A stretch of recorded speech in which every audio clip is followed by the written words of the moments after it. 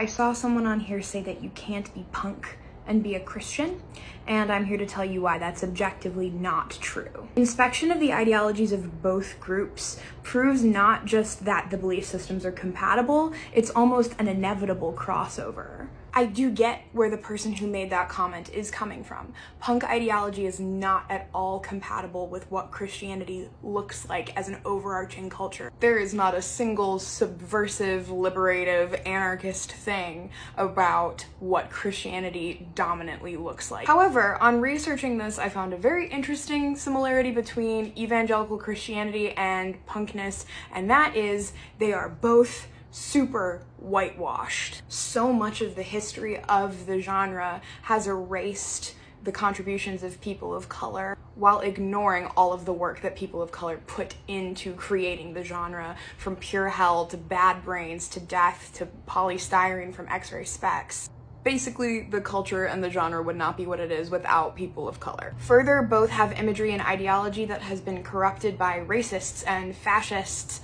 They've both been used by people with really dangerous, terrible beliefs to push their agendas forward using mainly the aesthetics from the cultures. The teachings of Jesus are centered around liberation, justice, direct action, anti-authoritarianism, justice for the poor and disenfranchised. And this is exactly what makes the intersection of Christianity and punkness almost inevitable. One other thing that connects these two movements is the element of art and creativity. That's because there's very, very little room for supremacy when you are truly creating. True creativity is an act of mutual self-emptying.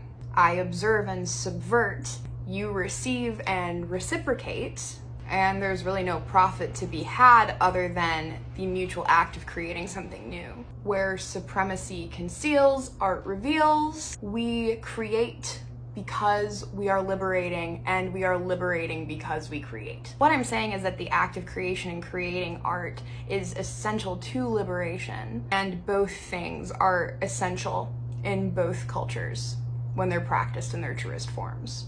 The aesthetics of the subcultures do not matter nearly as much as understanding what the intentions of the culture are. Anyone in an alternative community knows how sucky it is when people are posers and come in and just take your aesthetics and don't actually believe the things that you're doing or working towards the common goal you have. The same thing goes for Christianity.